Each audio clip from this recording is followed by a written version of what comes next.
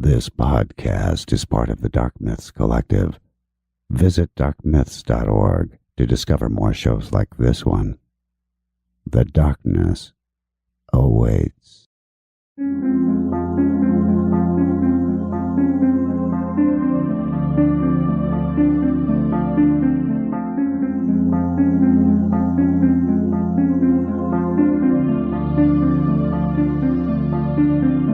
History tells the story of the world and of our lives. Sometimes that history goes bump in the night.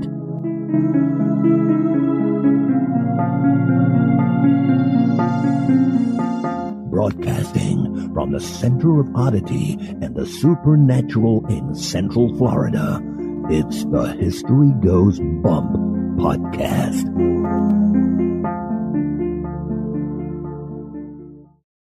Hello, you spooktacular people. Welcome to this 296th episode of the History Goes Bump podcast. Ghost Tours for the Theater of the Mind. I am your host, Diane. On this episode, we are featuring a location in a country I don't believe we've ever gone to, and that is Belgium. I do know I have some listeners there because I have gotten a review from Belgium, so hopefully you're listening. Belgium has several languages, and for that reason, I'm not quite sure how to say some of the cities that I'm going to be sharing with you. One of them in particular is spelled Y-P-R-E-S, and there were literally 5 different ways to say it on the internet. I've chosen the French way to say it, so I'll apologize now that some of the pronunciations are probably going to be a little bit off. We're going to be talking about the Battle of Passchendaele. This was a battle that took place during World War I, and it was one of the bloodiest of the entire war. For that reason, we definitely have some hauntings going on in this area. This location was suggested by listener Brian Morse. There might be some of you that are like, I've never heard of that place before, but I bet you've heard of Flanders Fields. We'll get into talking about that in just a moment, but before we do that, let's welcome into the spooktacular crew Jacqueline, Alexandra, Suzanne with no E, Myra, and Deborah with an AH. Welcome, ladies. And now, this moment in Oddity.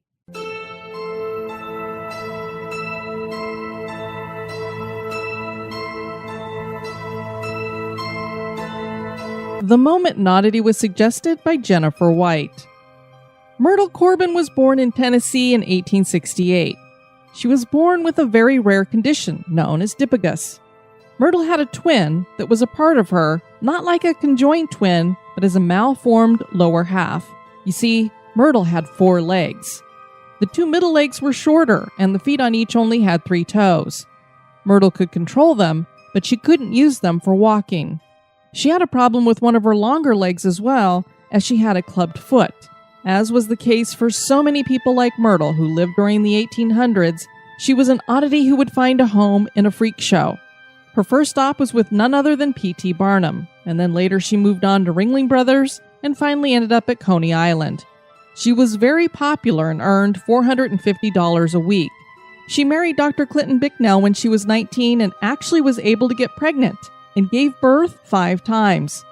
The couple had 4 daughters and a son, and it's believed that 3 of her children were born from one womb and the other 2 were from another womb. Yes, Myrtle had 2 sets of sexual organs, and in the book Anomalies and Curiosities of Medicine by George M. Gould and Walter L. Pyle, it was reported that both vaginas menstruated, so clearly both functioned normally. Myrtle lived to the age of 60 and passed away on May 6, 1928. A human born with 4 legs certainly is odd. Hey Mort, what are you listening to there? History Goes Bump on the Radio Public app. Oh, cool. That's a great app. You know why? Because I can hear myself on it? No. When people listen to us using it, Radio Public throws a few cents at us. So for people who can't afford to support the show, they can download the app for free and listen and be supporting the show. And if they have an extra $1 or $2, the app has a drop-down menu where they can leave a tip. It works on Android and iOS. Does that mean I get a raise? You mean that subscription to Ghoulish Girls Monthly isn't enough? Ha, ha, ha. And now, this month in history.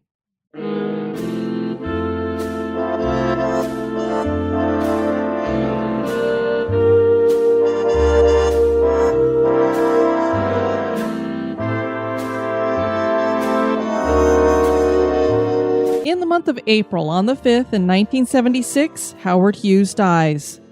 Howard Hughes was born Howard Robard Hughes Jr. in Texas in 1905.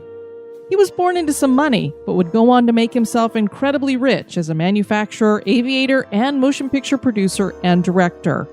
He was not only one of the richest men in America, he was incredibly eccentric. He produced many movies, usually running over budget and including risque material. 2 of those movies were the Academy Award-winning 2 Arabian Nights in 1927 and Hell's Angels. During World War II, he started manufacturing military aircraft, but these ran over schedule too and were not completed before the war ended. While testing one of the planes, the Hughes XF-11, Hughes had a near-fatal crash that left him in chronic pain for the rest of his life. Another plane he built, the Hercules, came to be known as the Spruce Goose and was flown only once for 1 mile. It was an 8-engine wooden behemoth that was supposed to carry 750 passengers. Hughes' eccentricities included going into complete seclusion at times, obsessive-compulsive disorder, and he was a germaphobe. In 1953, he established the Howard Hughes Medical Institute. In his latter years, he moved around a lot, going from the Bahamas to Nicaragua, to Canada, to England, to Las Vegas, and finally to Mexico. While in Mexico, he starved himself to emaciation and was heavily addicted to drugs. He set out to seek medical treatment in 1976, but died on the plane ride from Acapulco, Mexico to Houston, Texas.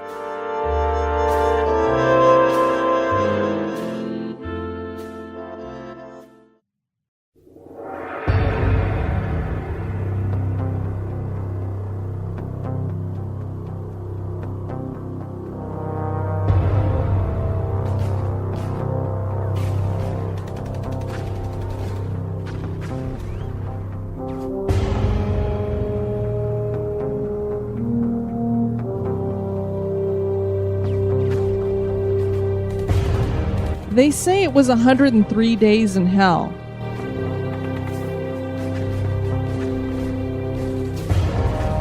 Any amount of time during any war could be deemed hell. The Battle of Passchendaele in Belgium during World War I brought a new definition of hell during war. The battle would be one of the bloodiest of the war, killing 500,000 men. The weather and mud at the field would contribute to dealing that heavy blow. Battlefields of all kinds seem to be epicenters for the paranormal. The blood becomes a part of the earth and seems to cry out from the afterlife. This area of ground would come to be known as Flanders Fields.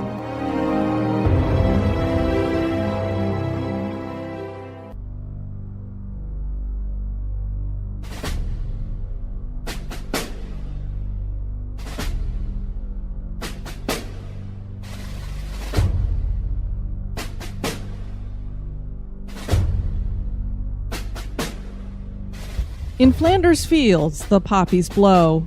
Between the crosses, row on row, that mark our place, and in the sky, the larks still bravely singing fly, scarce heard amid the guns below. We are the dead, short days ago. We lived, felt dawn, saw sunset glow.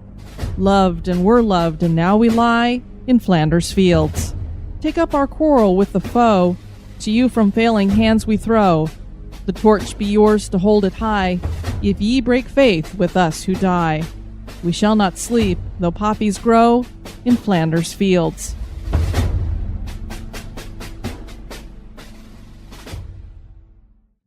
This was a poem written by Canadian physician Lieutenant Colonel John McCrae, and you probably have all heard it at least once. This poem, as you heard there, talks about poppies. Poppies, they're weeds. Not really anything special about them. At least there wasn't until war. It was during the Napoleonic War that poppies first became associated with fallen soldiers and memorializing them. But Flanders Fields would bring red poppies into the limelight of remembrance ceremonies and days. You see, dead bodies on a field make it unsuitable for growing many plants because of the high lime content. Poppies, however, would flourish on Flanders Fields, and for that reason, they are worn on Remembrance Day in Commonwealth member states and on Veterans Day in America. So what happened on Flanders Fields? First, the Battle of Passchendaele was not the first battle fought here. This was actually the third battle of Ypres. This was considered the Western Front and was a very strategic place because of the proximity of the railway line for supplying the German troops. This would end up being one of the most controversial battles of World War I and is still hotly debated by scholars and historians today. Belgium is a culturally rich and diverse country. They have 3 official languages: Dutch, French, and German, as proof of that diversity. There's not too many places that you'll go where they'll claim that they have multiple languages as the official language. The name Belgium comes from a Roman province in the northern part of Gaul, known as Gallia Belgica. The area was inhabited by the Belgae before Rome invaded in 100 BC. The Belgae were a mix of Celtic and Germanic people. Moravian kings would eventually rule over Belgium due to the immigration of Germanic Frankish tribes during the 5th century. Belgium would become mostly independent in the 11th century. The country became very prosperous through its wool industry that would later prove to be an issue when France would go to war with England. France expected their vassals in Belgium to join them against England, but Belgium relied on English wool. So that kind of put them in a conundrum. Whose side do they take? Belgian peasants later rose up against the French and defeated them, and then they spent decades of trading out who would rule over them, going from Burgundian territory to Austrian rule to Spanish rule, then back to Austria, and then the French again by 1794. After Napoleon was defeated at Waterloo, the great powers redrew the map of Europe and combined Holland and Belgium. The 2 countries proved to be too different, and Belgium would later become independent. In 1914, Belgium declared itself neutral, but that would mean little to Germany, and that brings us historically to where we need to be for this episode. As I said, Belgium had declared themselves neutral when World War I started, and King Albert was ruling in 1914. The Germans requested that they be given passage through the country so that they could attack the rear flank of the French. King Albert refused, so the Schlieffen Plan was launched and the German army invaded Belgium on August 4th, 1914. So this serves as a good lesson that it doesn't matter if you say you want to be neutral. Generally speaking, you're going to get pulled into a war whether you want to or not, so you better pick a side. The race to the sea began in September, and the first Battle of Ypres would begin on October 19th and end on November 22nd. The end put a stop to the German advance in an unconventional way. The Belgian army flooded the Ypres plain by deliberately opening the locks of Vuurne-Ambach near Port. The Second Battle of Ypres would come as a devastating surprise chemical attack by the Germans. On April 22, 1915, the Germans released chlorine gas, and the effect was immediate, killing thousands of Allied troops and driving them back. The success of the gas was so surprising to the Germans that they lost their advantage by not giving a full attack. So you can imagine this is the first time that they're using poisonous gas during a war, and they had no idea that it was going to do what it did. And so, I don't know, they just rested back on their laurels and went, wow, we did a really good job there. Maybe we should jump on the surprise attack, but they didn't. And the battle would be over by May 25th, after the British basically blew the top off the hill where the German army was stationed. What they had done is they'd burrowed underneath it and blew it up with mines.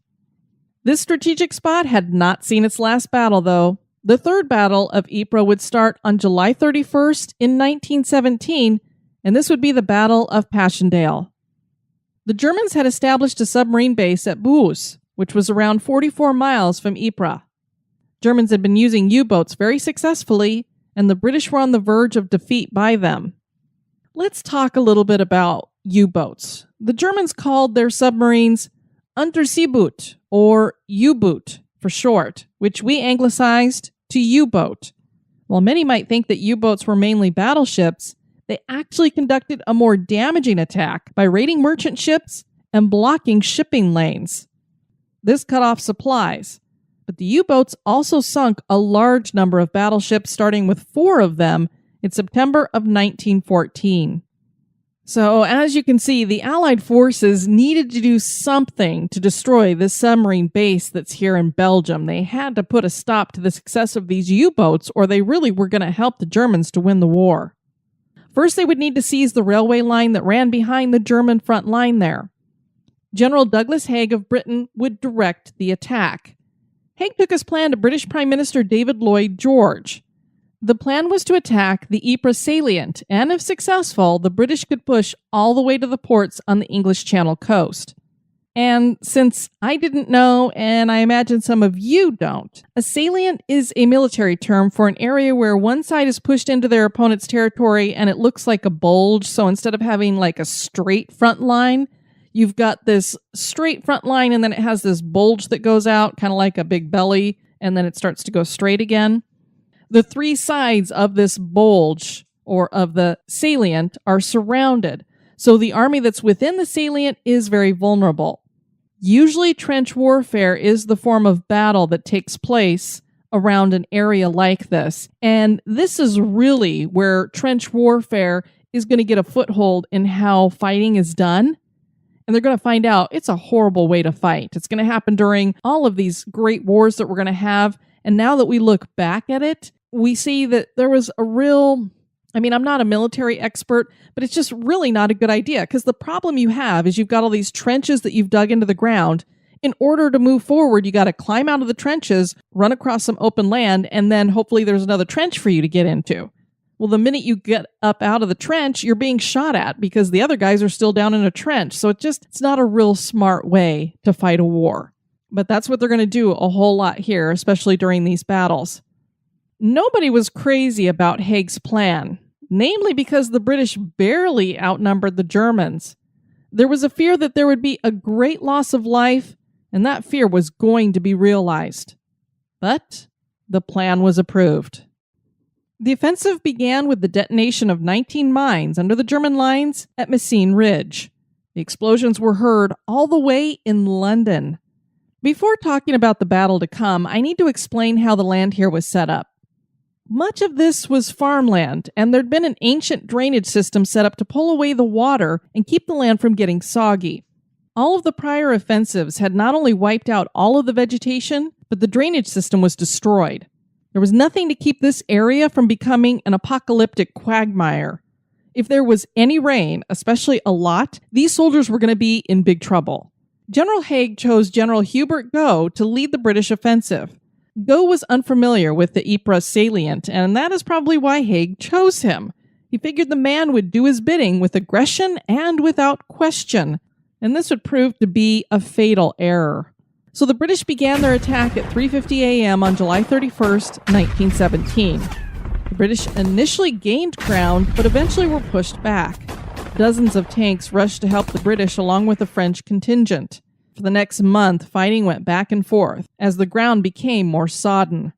Haig knew they were getting nowhere, so he asked the Canadians to attack the French city of Lens, occupied by the Germans, to try to draw some of the Germans away. The Canadians opted for a different strategy and were really successful, so it was a good thing they didn't actually follow what Haig wanted them to do. And Haig continued to falter, and by September, politicians in London were calling for him to pull out of the Battle of Passchendaele. He refused and pressed on. The Australians and Kiwis came to reinforce the British, but the results were the same as they'd been all along. The Allies would gain a little ground and then get pushed all the way back again. It kind of reminds me of watching two groups as they do a tug-of-war game. One starts to pull the other side, and then the other side starts to pull the other one, and they just go back and forth until all of them really come crashing down. The Germans also attacked with chemicals once again, but this time they used mustard gas rather than chlorine gas. The mustard gas was nicknamed Yperite after the city of Ypres. The gas blistered the skin, eyes, and lungs, and the death that you would suffer from this gas was very painful. By October, Haig was turning to the Canadians again. This time he wanted them to come to Passchendaele. He was basically begging them to come. Their leader, General Currie, didn't want to come, but he had no choice, so he made sure to reinforce gun emplacements and he rebuilt roads. He was worried that there would be at least 16,000 Canadian casualties. And he really did not want to sacrifice his men in this way. It just amazes me how many people could be watching this Battle of Passchendaele as it's going back and forth for months, only just slaughtering lots and lots of men. Nobody's getting anywhere, and yet they just keep throwing everything they've got at it. And of course, while we're talking about this battle, it doesn't mention all of the civilians and what they're going through. The Canadians arrived and assaulted the Passchendaele Ridge, but it made no difference. October had brought pure hell. The rain fell continuously. Shells rained down too, with only a few being cushioned in the mud. But this mud that made the explosions less damaging also gunned up rifle barrels, slowed down stretcher bearers, and made it hard to detect the front line. You can imagine that there's these stretcher bearers coming through that want to pick up some of these casualties, and they're waist deep in mud. It's hard enough to try to carry a body when you've got just regular ground. I don't know how these men did this. Soldiers drowned in puddles, some being swallowed up as they slept. Private Richard Mercer described the horror of the mud in this way. Passchendaele was just a terrible, terrible place. We used to walk along these wooden duckboards, something like ladders laid on the ground. The Germans would concentrate on these things. If a man was hit and wounded and fell off, he could easily drown in the mud and never be seen again. You just did not want to go off the duckboards. And that's really, when you see pictures of them, if you Google it, that's what they look like, is just these boardwalk type areas that are very narrow that serve as bridges basically across the mud. I don't even know how they built these. They must have done it when there was one side was at a truce or something. November would change things, and the Canadians were successful as they launched their third large-scale attack at the ridge. They captured it and took back the ruins of Passchendaele village. One final assault captured the remaining high ground on November 10th, and the battle was over. In the end, the losses were huge. The Allied forces had 275,000 casualties, and the German had 220,000. So almost 500,000 men. Curry's prediction of 16,000 Canadian casualties was almost spot on, with 15,600. Canadians were awarded 9 Victoria Crosses, the British Empire's highest award for military valor. Churchill would describe the Battle of Passchendaele as a watchword for the wasteful horror of the Great War. Another way to describe the battle would be a total waste. Within a few months, all the ground won would be regained by the Germans during the spring offensive of 1918. 2 more battles would take place on the Flanders Fields. The Germans would finally be pushed out. Many of the remnants from those battles still exist today, and there are dozens of cemeteries in the Ypres salient area for the dead from these World War I battles. There are memorials to the missing and unidentifiable as well. The Men in Gate at Ypres features a memorial with the names of 54,000 men who died in the area during World War I. Although the medieval town of Ypres was never occupied by the Germans during the Great War, it was basically razed by the battles.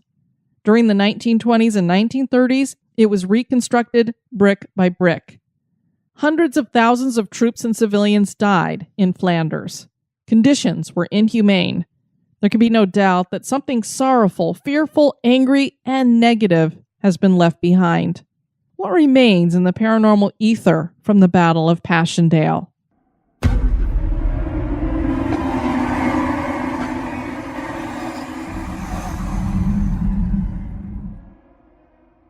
The village of Passchendaele experiences multiple hauntings. They've been reported by tourists and people who live there alike.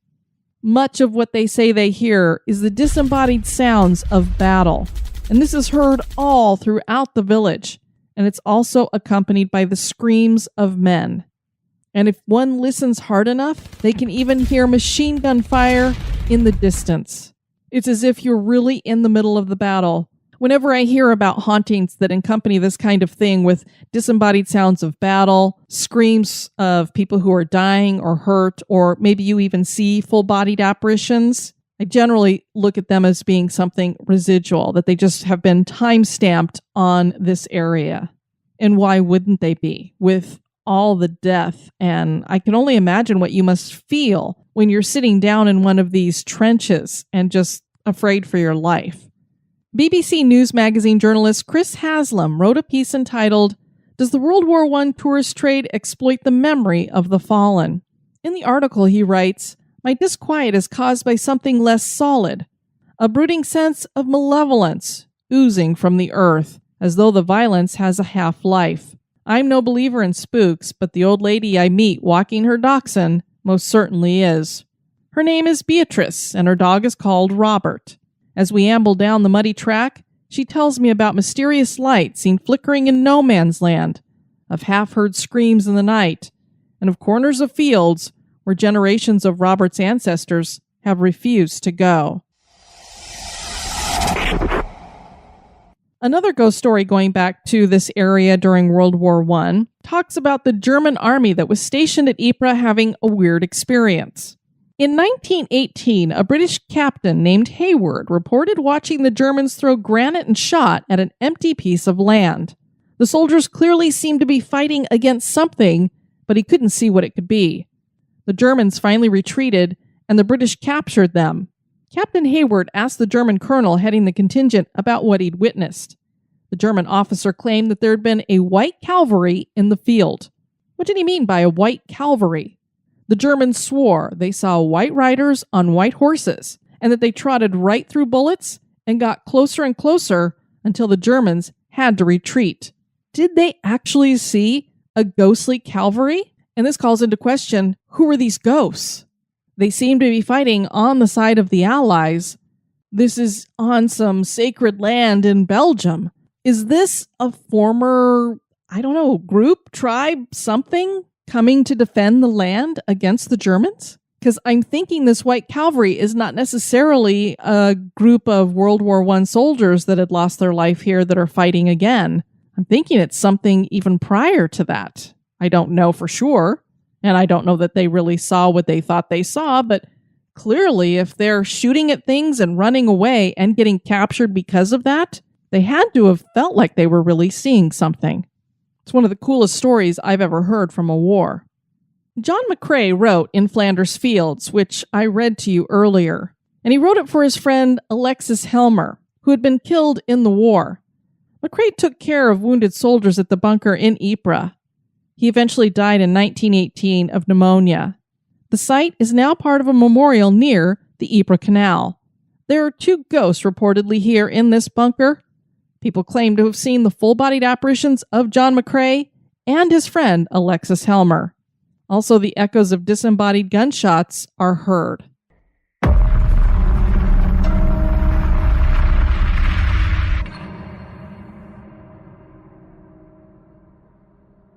While I was doing research, trying to find some of the ghost stories that go with the Battle of Passchendaele, I came across something that I put down as a little side note that does have a connection to this battle. There was a 2008 movie that was named Passchendaele, and it was shot in 3 locations: Calgary, Alberta, Fort Macleod, Alberta, and in Belgium. And it featured the experiences of a Canadian soldier at the Battle of Passchendaele. One of the places where part of the movie was filmed was in the Prince House in Heritage Park, Calgary. The house is said to be haunted. A grandfather clock in the downstairs parlor started to chime during the filming of the movie. It chimed, and the crew couldn't figure out how to stop it, so they called security to come help. The security forces were perplexed. They said that there was no way to stop the chiming because the clock had no innards. There was nothing inside to make it chime. So you can only imagine what this crew was thinking, because generally when a grandfather clock chimes, it chimes according to the time. So let's say they were filming during the middle of the afternoon, it's 3 o'clock, you expect it to chime 3 times and then stop. It did not do that. It just kept chiming and chiming. And they're like, we can't film until that clock stops. And since they couldn't figure out how to get it to stop, here they call in the security, and wow. Pretty weird to have this grandfather clock has no innards and it's going off. Now, several tour guides at the house have heard it chiming at other times, but nobody's heard it just continuously chime and chime and chime. So it seems almost as though it was as some kind of connection to this Battle of Passchendaele. Had some spirits attached on to this film crew and come back to Calgary and this home where they were doing some filming and wanted to make themselves known? Or was this just the friendly ghost that they claim hangs out at this house wanting to be a part of the film? Much blood was spilt on the fields of Flanders. Battle of Passchendaele was the most devastating. Do the spirits from that time still roam that sacred ground? Is the Passchendaele battlefield haunted? That is for you to decide. It's always hard to do some of these episodes when we get to talking about battlefields because the loss of human life is just so devastating. One of the nice things, as I mentioned, though, is that Ypres was rebuilt and back into its quote-unquote medieval glory, so you would never know that this entire town had been leveled. And it is just full of graveyards and memorials. So if you are somebody who is very interested in learning more about the wars and paying your respects to those who died, this place in Belgium, Passchendaele, Ypres, Flanders, that whole area is a great place to go for that kind of a connection. I want to encourage you guys to check out the website at historygoesbump.com. That's where you can find out how to follow me on all the social media out there. If you aren't, I post a lot of stuff up on Instagram. I'm tweeting all the time, and we do follow you back. So if you follow us on Twitter or Instagram, we'll follow you back. And please like the page over on Facebook if you enjoy what you're hearing. We'd love to have you join us in the Spooktacular crew as well. If you would like to send me some feedback, you can do that at historygoesbump@gmail.com. And you guys were very communicative this week. I had all kinds of comments coming at me and all kinds of emails. I want to thank Monica for your comment over on the History Goes Bump website. Also heard from Christy on the website. She had commented on the Keith Albee Theater episode, which was number 239. She said the tunnel is there connecting to a hotel a street over. It was used for performers, and she believes that that tunnel is still used today. There's also tunnels that went to the river to unload cargo, and there's also an old dressing room under the theater where performers changed, and she put in parentheses mostly black, so I'm assuming the black performers had to change out of their costumes underneath the theater. So thank you for sharing that with me, Christy. I want to thank Misty for her email, Selena for your email and for your suggestion. And also, thank you to Beth for your email, and I'm so glad you heard me on Minds of Madness. That's fabulous. Wendy sent an email. She said, my husband and I really enjoy your podcast. We are currently listening to Lep Castle, which came into my family tree as I am a Carroll descendant. Just wanted to let you know that their nuttiness crossed the ocean when they came to America. Thanks for sharing that, Wendy. And then I had a couple of comments over on YouTube. Jennifer wrote under the Biltmore Estate episode, been there so many times. The first time I was a teenager, upon entering the library, I got the worst sense of absolute dread, a feeling I still remember all too well. Nothing happened again for years and many visits to the house, until one visit when I was in the servants' dining room, which had been recently carpeted. For some reason, I was alone at the time, waiting for my then husband, when I heard heavy, heavy footsteps on hardwood. You can imagine I was like, what the F? And called out for my then husband, who was still almost a corridor away.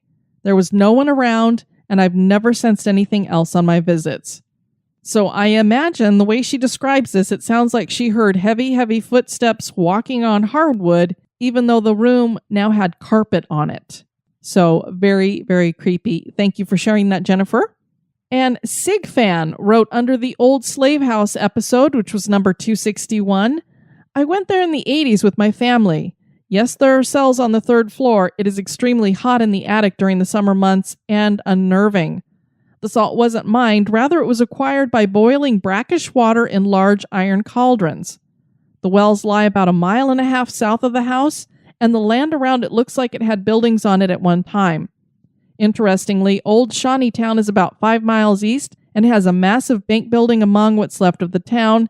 The entire county is full of history. And I imagine haunts. So thank you for sharing the description of the Old Slave House, Sigfan. I want to thank you all for listening to this episode. I have been your host, Diane. You take care now. Bye-bye.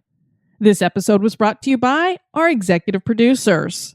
Dispatches from the Grave Digger. We'd like to welcome into the graveyard Misty Jones, Selena, and Deborah Rybel. All of you ladies are going to be getting chest tombs. I don't know, Mort. We've been getting a lot of ladies coming into the cemetery lately.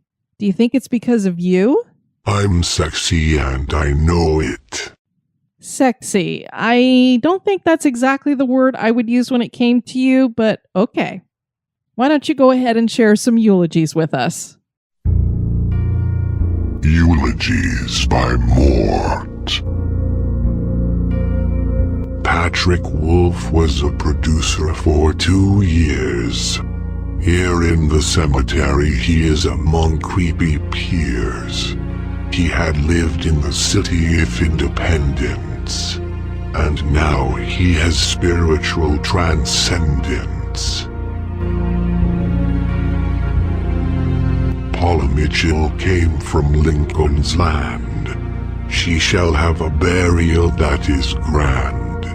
I have a feeling she will be happy here, because she held cemeteries dear. Julia Miller was a big fan of the Monkees. She thought Mike Nesmith was the bee's knees. She was also a lifelong paranerd, and she's now about to be interred. Kelly Callahan was part of the Bizarro Book Club. She had lived among the Arizona scrub. She likes stories that were spine-chilling. I hope she finds the afterlife thrilling. Here lies the body of Eleanor Conejo, whose last name rhymes with Vallejo, a city connected to the Zodiac Killer. As an HGB supporter, she was a pillar. Heather Isery had been supporting HGB since 2016. That makes her an executive producer queen. Her former home was in the Golden State, but her life has now reached checkmate. This eulogy is for Veronica Betts. She's going to be buried with my Scary Sounds cassettes. That way people will think this is a portal to a hellish place for the immortal.